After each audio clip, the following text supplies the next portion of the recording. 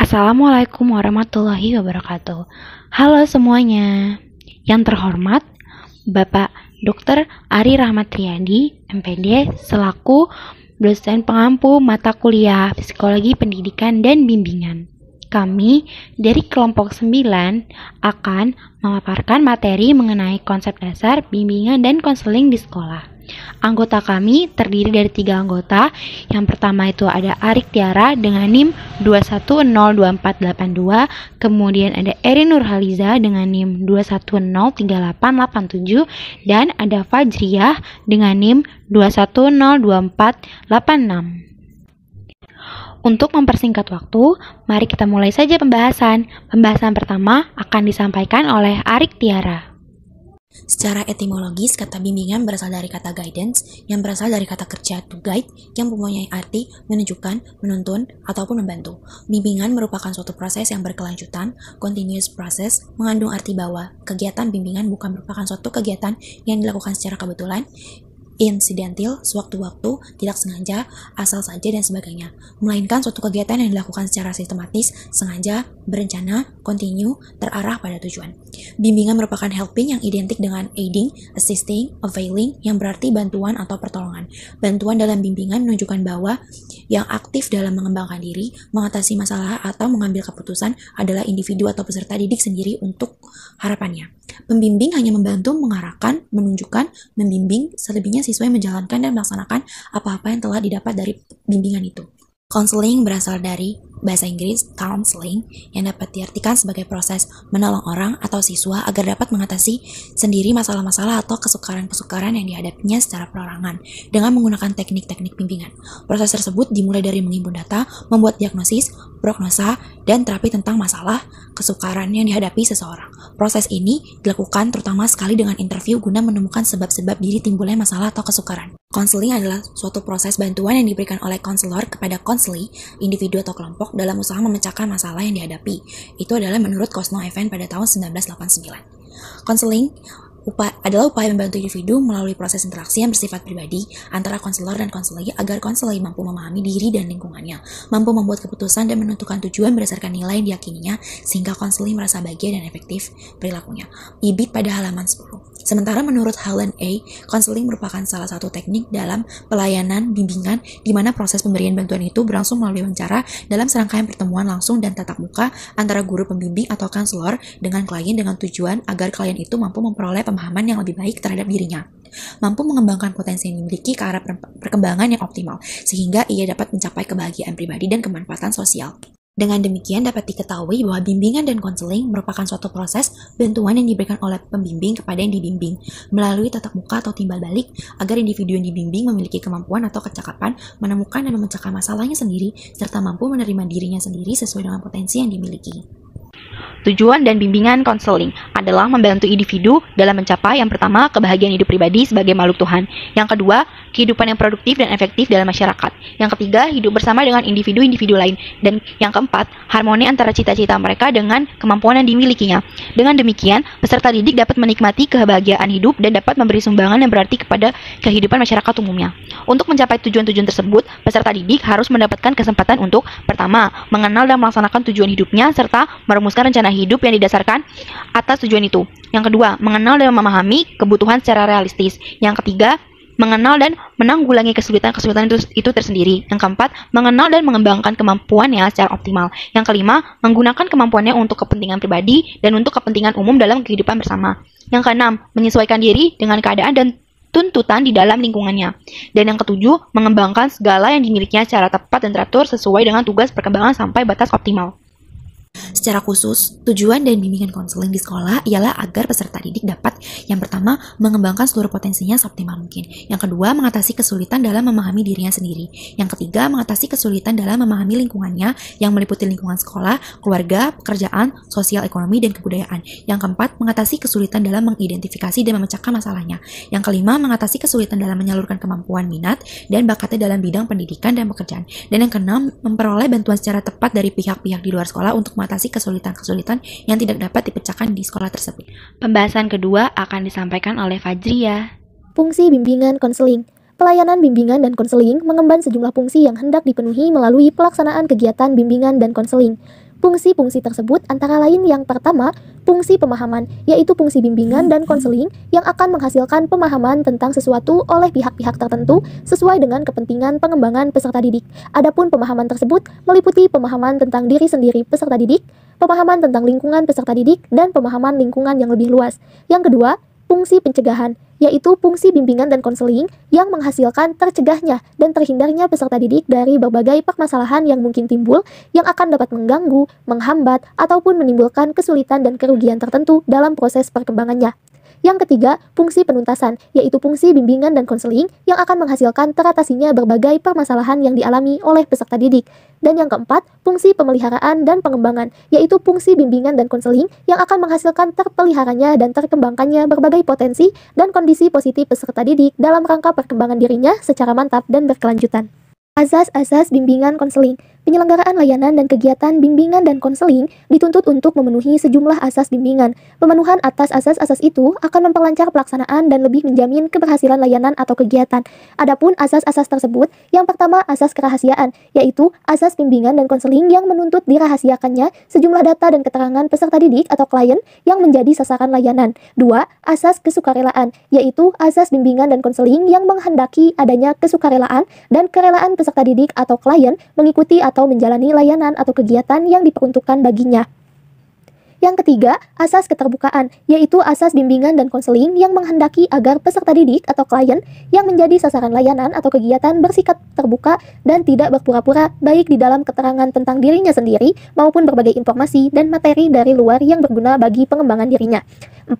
Asas kegiatan, yaitu asas bimbingan dan konseling yang menghendaki agar peserta didik atau klien yang menjadi sasaran berpartisipasi secara aktif di dalam penyelenggaraan layanan atau kegiatan bimbingan. Yang kelima, asas kemandirian, yaitu bimbingan dan konseling yang merujuk pada tujuan umum bimbingan dan konseling, yaitu peserta didik atau klien sebagai sasaran layanan bimbingan dan konseling diharapkan menjadi individu-individu yang mandiri dengan ciri-ciri mengenal dan menerima diri sendiri dan lingkungannya, mampu mengambil keputusan, mengarah serta mewujudkan diri sendiri sebagaimana telah diutarakan terdahulu. 6. Asas kekinian, yaitu asas bimbingan dan konseling yang menghendaki agar objek sasaran layanan bimbingan dan konseling ialah permasalahan peserta didik atau klien dalam kondisinya sekarang. Yang ketujuh, asas kedinamisan, yaitu asas bimbingan dan konseling yang menghendaki agar isi layanan terhadap sasaran layanan atau klien yang sama kehendaknya selalu bergerak maju, tidak monoton, dan terus berkembang serta berkelanjutan sesuai dengan kebutuhan dan tahap perkembangannya dari waktu ke waktu. Kedelapan, asas keterpaduan, yaitu asas bimbingan dan konseling yang menghendaki agar berbagai layanan dan kegiatan bimbingan dan konseling, baik yang dilakukan oleh guru pembimbing maupun pihak lain, saling menunjang, harmonis, dan terpadukan. Yang kesembilan, asas kenormatifan, yaitu asas bimbingan dan konseling yang menghendaki agar segenap layanan dan bimbingan juga konseling didasarkan pada dan tidak boleh bertentangan dengan nilai-nilai dan norma-norma yang ada, yaitu norma-norma agama, hukum dan peraturan, adat istiadat, ilmu pengetahuan, dan kebiasaan yang berlaku. Yang ke-10, asas keahlian, yaitu asas bimbingan dan konseling yang menghendaki agar layanan dan kegiatan bimbingan dan konseling diselenggarakan atas dasar kaidah-kaidah profesional. Ke-11, asas alih tangan, yaitu asas bimbingan dan konseling yang menghendaki agar pihak-pihak yang tidak mampu menyelenggarakan layanan bimbingan dan konseling secara tepat dan tuntas atas suatu permasalahan peserta didik atau klien mengalih tangankan permasalahan itu kepada pihak yang lebih ahli. Dan yang terakhir yaitu asas tuturi handayani, yaitu asas bimbingan dan konseling yang menghendaki agar pelayanan bimbingan dan konseling secara keseluruhan dapat menciptakan suasana yang mengayomi atau memberikan rasa aman, mengembangkan keteladanan, memberikan rangsangan dan dorongan, serta kesempatan yang seluas-luasnya kepada peserta didik atau klien untuk maju. Pembahasan selanjutnya akan disampaikan oleh Erin Nurhaliza. Jenis-jenis bimbingan dibedakan menjadi 3, yaitu yang pertama bimbingan pendidikan atau educational guidance. Dalam hal ini, bantuan yang dapat diberikan kepada anak dalam bimbingan pendidikan berupa informasi pendidikan, cara belajar yang efektif, pemilihan jurusan, lanjutan sekolah, mengatasi masalah belajar, mengembangkan kemampuan dan kesanggupan secara optimal dalam pendidikan, atau membantu agar para siswa dapat sukses dalam belajar dan mampu menyesuaikan diri terhadap semua tuntutan sekolah. Yang kedua, ada bimbingan pekerjaan. Bimbingan pekerjaan merupakan kegiatan bimbingan yang pertama, yang dimulai oleh Frank Parson pada tahun 1908 di Boston, Amerika Serikat. Departemen Tenaga Kerja di negara ini telah mempelopori bimbingan pekerjaan bagi kaum muda agar mereka memiliki bekal untuk terjun ke masyarakat. Bimbingan pekerjaan telah masuk sekolah dan setiap siswa di sekolah lanjutan tingkat pertama dan atas menerima bimbingan karir. Konsep Parson sangat sederhana, yaitu sekadar membandingkan dan mengkombinasikan antara hasil analisis individual dan hasil analisis dunia kerja. Dan yang terakhir ada bimbingan pribadi. Bimbingan pribadi merupakan bantuan yang diberikan kepada siswa untuk membangun hidup pribadinya, seperti motivasi, persepsi tentang diri, gaya hidup, perkembangan nilai-nilai moral atau agama dan sosial dalam diri, kemampuan mengerti dan menerima diri orang lain, serta membantunya untuk memecahkan masalah pribadi yang ditemuinya. Ketepatan bimbingan ini lebih terfokus pada pengembangan diri atau pengembangan pribadi, yaitu membantu para siswa sebagai diri untuk belajar mengenal dirinya sendiri, belajar menerima dirinya, dan belajar menerapkan dirinya dalam proses penyesuaian yang produktif terhadap lingkungannya. Dalam bimbingan pribadi ini dapat dirinci menjadi pokok-pokok berikut. Yang pertama, pemantapan sikap dan kebiasaan serta pengembangan wawasan dalam beriman dan bertakwa kepada Tuhan Yang Maha Esa. Yang kedua, pemantapan pemahaman tentang kekuatan diri dan pengembangan untuk kegiatan-kegiatan yang kreatif dan produktif, baik dalam kehidupan sehari-hari maupun untuk perannya di masa depan. Yang ketiga, pemantapan pemahaman tentang kelemahan diri dan usaha penanggulangannya. Yang keempat, pemantapan kemampuan pengambilan keputusan. Yang kelima, pemantapan kemampuan mengarahkan diri sesuai dengan keputusan yang diambilnya. Yang keenam, pemantapan kemampuan berkomunikasi, baik melalui lisan maupun tulisan secara efektif. Dan yang terakhir, pemantapan kemampuan menerima dan menyampaikan pendapat serta berargumentasi secara dinamis, kreatif, dan produktif. Selain jenis-jenis dalam bimbingan dan konseling tadi, juga terdapat beberapa jenis-jenis layanan dalam bimbingan dan konseling, yaitu yang pertama, layanan orientasi. Layanan orientasi merupakan layanan yang memungkinkan peserta didik memahami lingkungan baru, terutama lingkungan sekolah dan objek-objek yang dipelajari untuk mempermudah dan memperlancar berperannya peserta didik di lingkungan yang baru itu. Sekurang-kurangnya diberikan 2 kali dalam 1 tahun, yaitu pada setiap awal semester. Tujuan layanan orientasi ini adalah agar peserta didik dapat beradaptasi dan menyesuaikan diri dengan lingkungan baru secara tepat dan memadai, yang berfungsi untuk pencegahan dan pemahaman. Yang kedua adalah layanan informasi. Merupakan layanan yang memungkinkan peserta didik menerima dan memahami berbagai informasi, seperti informasi belajar, pergaulan, karir, pendidikan lanjutan, dan lain-lain. Tujuan layanan informasi ini adalah membantu peserta didik agar dapat mengambil keputusan secara tepat tentang sesuatu dalam bidang pribadi, sosial, belajar, maupun karir berdasarkan informasi yang diperolehnya yang memadai. Layanan informasi pun berfungsi untuk pencegahan dan pemahaman.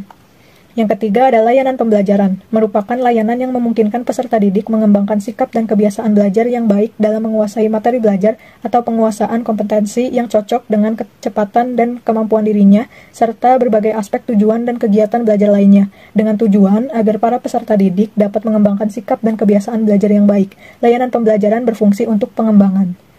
Yang keempat ada layanan penempatan atau penyaluran, merupakan layanan yang memungkinkan peserta didik memperoleh penempatan dan penyaluran di dalam kelas, kelompok belajar, jurusan atau program studi, program latihan, magang, kegiatan atau ekstrakurikuler, dengan tujuan agar para peserta didik dapat mengembangkan segenap bakat, minat, dan segenap potensi lainnya yang ada di dalam dirinya. Layanan penempatan dan penyaluran ini berfungsi untuk pengembangan. Yang kelima, ada layanan konseling perorangan, merupakan layanan yang memungkinkan peserta didik mendapatkan layanan langsung tatap muka secara perorangan untuk mengentaskan permasalahan yang dihadapinya dan perkembangan dirinya. Tujuan layanan konseling perorangan ini adalah agar para peserta didik dapat mengentaskan masalah yang dihadapinya. Layanan konseling perorangan ini berfungsi untuk pengentasan dan advokasi. Yang keenam ada layanan bimbingan kelompok, merupakan layanan yang memungkinkan sejumlah peserta didik secara bersama-sama melalui dinamika kelompok memperoleh bahan dan membahas pokok bahasan atau topik tertentu untuk menunjang pemahaman dan pengembangan kemampuan sosial, serta untuk pengambilan keputusan atau tindakan tertentu mengenai dinamika kelompok, dengan tujuan agar peserta didik dapat memperoleh bahan dan membahas pokok bahasan atau topik tertentu untuk menunjang pemahaman dan pengembangan kemampuan sosial, serta untuk pengambilan keputusan atau tindakan tertentu melalui dinamika kelompok. Layanan bimbingan kelompok ini berfungsi untuk pemahaman dan pengembangan. Dan yang terakhir ada layanan konseling kelompok, merupakan layanan yang memungkinkan peserta didik atau masing-masing anggota kelompok memperoleh kesempatan untuk pembahasan dan pengentasan permasalahan pribadi melalui dinamika kelompok tadi, dengan tujuan agar para peserta didik dapat memperoleh kesempatan untuk pembahasan dan pengentasan permasalahan pribadi melalui dinamika kelompok. Layanan konseling kelompok ini berfungsi untuk pengentasan dan advokasi. Sekian pemaparan dari kelompok 9. Semoga video ini bermanfaat. Kami akhiri. Wassalamualaikum warahmatullahi wabarakatuh.